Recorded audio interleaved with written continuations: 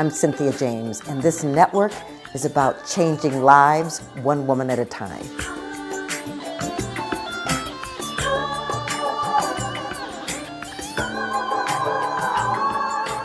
Hello and welcome to Women Awakening. I'm your host, Cynthia James. You know, I am so excited about women on the planet today. I feel like it's our time, we're emerging. I feel like it's time to bring our gifts, our heart, our love, our light, and it's time for us to shine.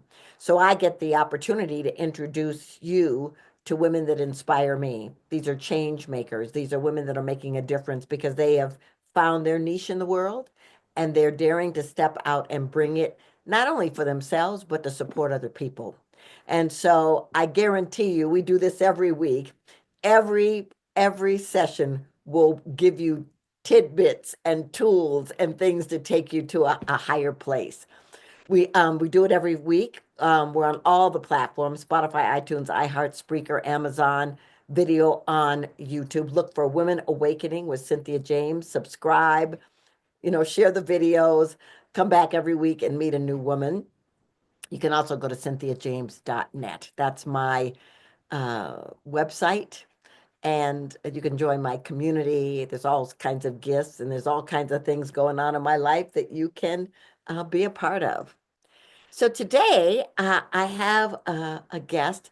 Her name is Dana Miranda. She's a certified educator in personal finance, creator of the Healthy Rich newsletter, and author of You Don't Need a Budget, Stop Worrying About Debt, Spend Without Shame, and Manage Money with Ease. And it came out in Little Brown Spark 2024. She writes about how capitalism impacts the ways we think, teach, and talk about money. Dana is an expert behind the nationally syndicated Dear Penny financial advice column, a regular contributor to Business Insider, Fortune, CNET, Money, and Salon, and a founding member of the Kiplinger Advisor Collective. I am so happy that you're here, Dana. Thank you so much. Thanks for having me, Cynthia. I'm really happy to be back. So I wanna remind us how you grew up, because you probably didn't come on the planet as a financial advisor. Absolutely not even close. I grew up in central Wisconsin, in a small rural town, in a working class family, and I spent all of my childhood here, and I went to what felt like the big city, to Madison, Wisconsin, for college, after that, as a lot of us do, to find a slightly more kind of liberal community and some more opportunities. And then throughout my 20s, I moved around, lived on the West Coast for a while, and bounced around. I got my first full-time job in Florida, at about 10 years ago. And that was when I started in personal finance. Um, and so I lived in Florida for 4 years. So I've kind of been around the country, but always make my way back to Wisconsin. And after I left that job, I moved back to Wisconsin to be close to family again. And so I'm back in small town, rural Wisconsin. Yeah. It's so interesting. You're in small town rural Wisconsin, but you got a big topic and you got you have a big voice. So how did you um actually get involved in personal finance and becoming an educator? How did that happen? It just came through that job. So I was working as a freelance writer and kind of trying to figure out what my niche would be, what I wanted to do, figuring out what my voice would be. And there was an opening for a full-time job, with a personal finance media startup, writing about personal finance topics in 2015. And so I applied for that job, just looking for kind of any writing job. Um, and I liked the editor and the team that I would be working with. So I was excited to do that, even though I thought personal finance as a topic would probably be pretty boring.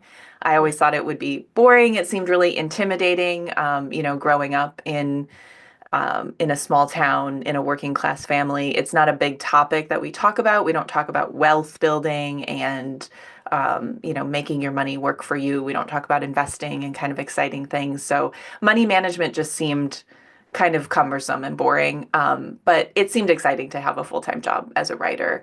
And so I took that. I ended up staying there for 4 years, and really I fell in love with the team that I was working with the company that I was working for. And I really fell in love with this idea of learning about personal finance kind of alongside the readers and digging into these topics that typically had not been presented as being accessible for people like me and for a lot of our readers before. We wrote for um, a lot of families who were from towns like mine and a lot of lower income people, middle income people who had sort of been ignored by the personal finance industry that was really focused on wealth building and investing and strategies for sort of optimizing your money and not talking about what if you just need to make a little extra money this week kind of things. And also talking about the basics, like how do credit cards work? How do student loans work? Because we never learned any of that. So it was really exciting to learn that. And I just like learning through writing and breaking things down like that. So I really got into personal finance that way, kind of by accident. I gave it a chance and it stuck. And when I left that job, I stuck with personal finance as a freelancer, but I found that writing in the personal finance industry, there was a lot missing that I wasn't seeing. There was a lot of like nuance about our relationships with money that I felt like we weren't addressing. And so I started Healthy Rich as a newsletter in 2021 to start to address some of that nuance, to start to make space for voices that I didn't think were getting enough air in the personal finance space, and for experiences and perspectives that we weren't talking about, and just to give a space for me to explore kind of a new way to talk about money. And that was how I got to talking about it in the way that I do in the book. Yeah. So can we talk about women and money? You know, Absolutely. because a lot of women, especially women I've coached and even entrepreneurs, they have this sort of dance with money that isn't always healthy. Have you found that? And why do you think that is? Yeah, there's a huge swath of experiences kind of under the umbrella of women and money, but I do think that there is a little bit of a shared experience as women in our approach to money. A lot of statistics show that when we're kids, girls are not taught about money in the same way that boys are. Parents don't tend to talk to girls about money, um, earning money, and the things that kind of make you sort of confident with money in the way that they do with boys. Um, and so we don't get instilled this sort of like worthiness to earn money. We don't get instilled a lot of the um, confidence that would make us go after money in the way that boys and men a lot of times are. And then as we progress through life as adults, we're also facing tons of systemic barriers and misogyny and sexism against us as women in the workplace, that consistently keeps the amount of money that we can earn lower. If we're entrepreneurs, the investment in women-owned businesses is pretty abysmal. So there are just a lot of places where we face barriers to access to money too. And so we're kind of just taught that like money is not for women in a kind of subtle, maybe not always so Not so subtle subtle. way. Yeah, sometimes it's explicit. That we're just like not meant to work and own businesses and earn money and make money through investments in the way that men are taught that that's kind of their birthright. Yeah, it's so interesting. I used to work with women entrepreneurs in an organization, and visionary people, lots of energy, lots of motivation. But when they talked about money, they talked about the fact that they grew up in households where the women weren't managing the money or even Hmm. involved in that conversation. And sometimes when the male passes away, the woman is like, "Oh gosh, now what?" So so I'm looking at your book, You don't need a budget. Really? I think so. Yeah. Does that scare you a little bit? Well, I'll tell you why. Because when I was starting my business and I had a coach, she said, You need to know what's going on with your money. You need to know what's coming Mhm. in. You need to know what's going out. What's your budget for all this stuff? So I think it was sort of ingrained in me. I need to at least have a spreadsheet. So why don't we need a budget? Yeah, well, it's absolutely true that you need to understand what's going on with your money, that you need sort of a clear picture of the resources that you have access to and the ways that you're going to use money in your life, whether it's spending, saving, investing, planning towards goals, whatever it is. You need to have kind of a clear picture of what's going on in order to make informed decisions about your money. But what I don't like about budgeting and what I call budget culture is that it tends to start with a focus of restriction and sort of look at any problems that you have with your finances, whether it's you're not saving what you want to save, you're not able to plan for retirement, you're not able to pay off debt, takes those problems and starts with how can we get you to spend less money, to do less with your money? How can we get you to restrict more in order to meet these financial goals that we have said are the correct financial goals for you to meet? And so, what the book is doing is investigating a lot of those assumptions. Mm. What are the goals that this culture is telling you you need to meet, and are they actually goals that align with the person that you want to be and with your values? And then what is the best way to get there? It's usually not restriction. And that kind of restrictive approach to money and to anything in life, we see this in diet culture and dieting as well, actually isn't effective. So I get into some research in the book that shows that in a lot of cases, budgeting actually doesn't work in the ways that we want it to, even though most financial advice starts there. Like the first thing that you need to do is to make a budget. So I don't disagree that you need to get that sort of lay of the land of what's going on with your money. I encourage everybody to do that.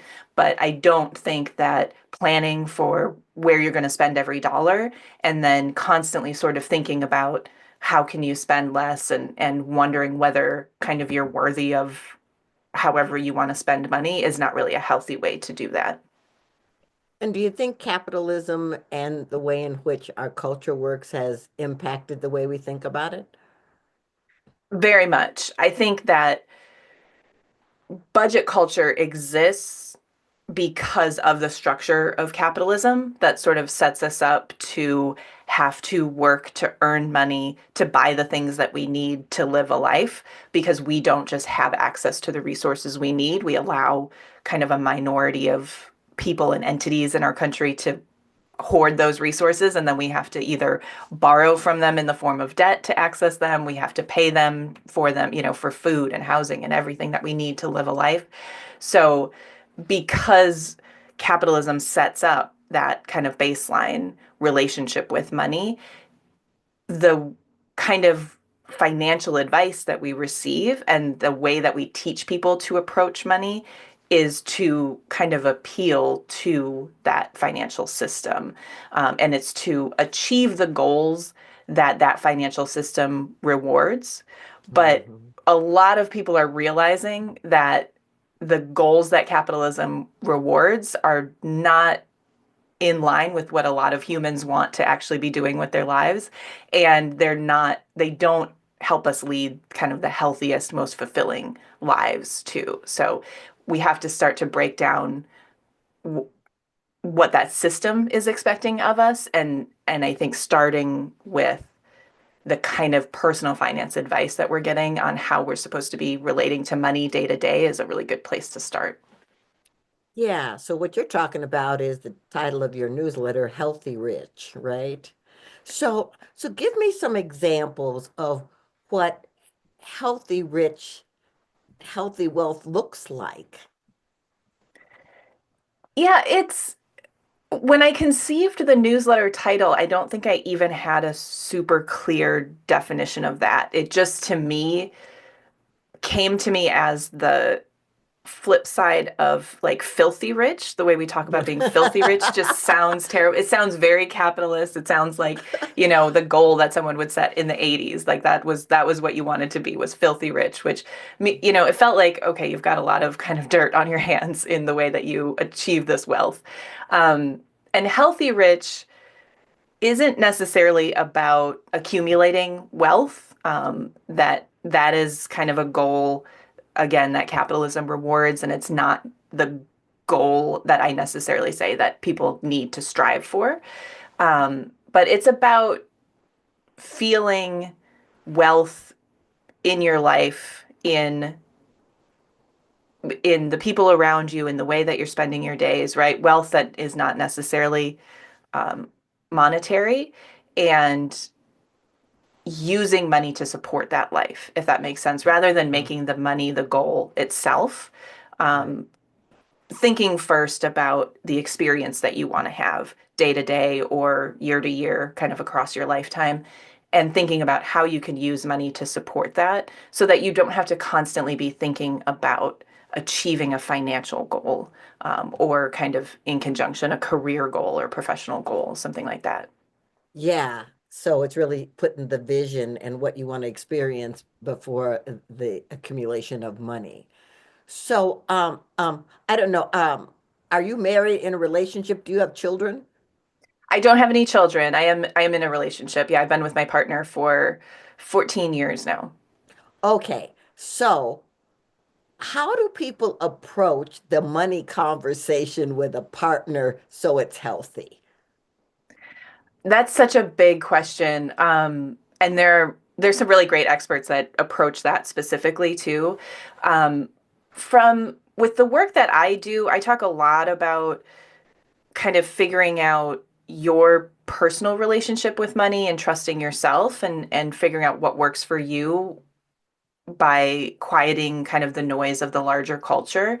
And I think you can take that approach in relationships too. So there's not going to be any one way that is the correct way to communicate about money or to organize money in your relationship, but it's about understanding individually what is the relationship with money that you're each bringing to the relationship, and how does that then work together, which I think is kind of the general, like, how to be in a relationship, right? Understand who you are and what you're bringing, understand who your partner is and what they're bringing, and then figure out how to bring that together in a successful way.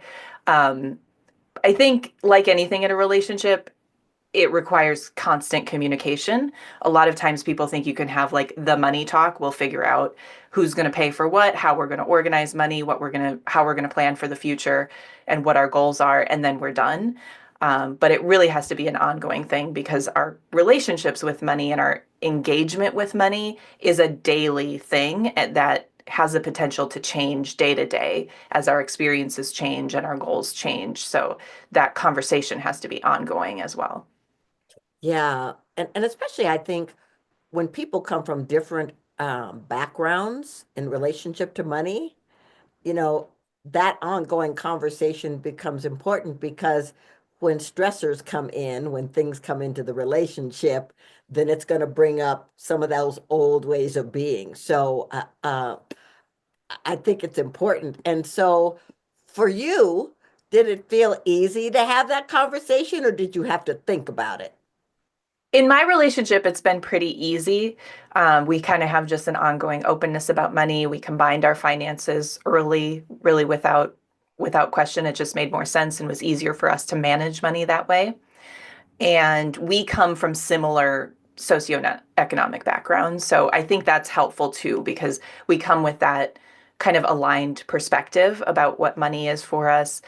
We both also have just came with very similar approaches to work and money. We're both much more concerned about enjoying the life that we're living and doing work that we're passionate about, that's fulfilling, above earning money. And so when either of us sort of makes a decision like that, decides to quit a job or to take a job that reduces our household income. The other one has always been really supportive of that. I know those are the kinds of things that can be really big conflicts in relationships. If one person has more of a focus on ha earning a certain amount of money or having a certain kind of lifestyle that requires those resources, then it can be difficult to deal with those changes, especially if you're not aligned.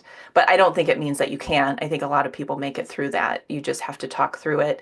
But it requires understanding a lot about your personal relationship with money.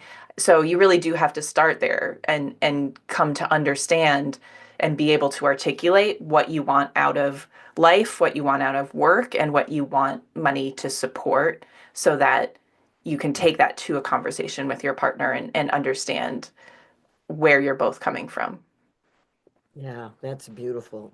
All right, I want to know how people find you, how they get your book. So you can find more about the book and buy the book at youdon'tneedabudget.com. So that's an easy one to remember. Mhm. And you can follow my newsletter at healthyrich.co. Beautiful. All right, well, I asked the same last question of every guest. This show is called Women Awakening. From your perspective, what do you think is the most important thing about women awakening on the planet at this moment, especially about money? Well, I want to say, Cynthia, last time I was here, you asked me that question, and what I shared was that I want women to trust themselves.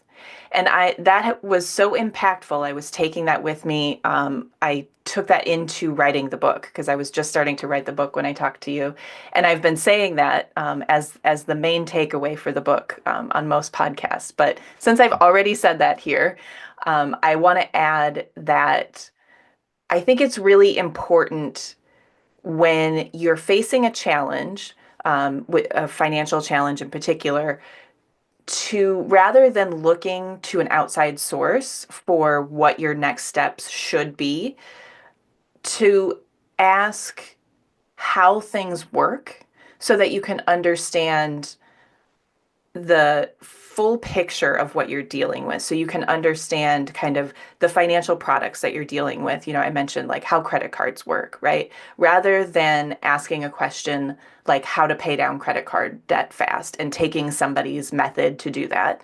Instead, ask how do credit cards work? How do the interest and fees work? How do my repayments work? What happens if I don't pay this off? What are the consequences of putting my money toward these debt payments, that kind of thing, so that you can have a full understanding of the decision that you're making and make a decision from a really empowered place that includes an understanding of the possible outcomes that you'll be dealing with and is in line with who you are and what you want to achieve rather than looking to some outside goals that you're told you should want to achieve. That's beautiful. Thank you, ladies. I hope you're listening and I hope you will go and get this book. You don't need a budget. Dana, thank you so much for being here and bringing your wisdom, and for doing what you're doing on the planet. I think it's a very important conversation. Thank you so much for having me, Cynthia. This was great. Okay, ladies. You know, I love the title of her newsletter, Healthy Rich. I want to remind you that being healthy in every aspect of your life should always be the goal. What you love, who you love, how you show up. Because if you are healthy, it will impact everything else. Thank you so much for being here. I love you. I love that I get to spend this time with you, and I'll see you next time.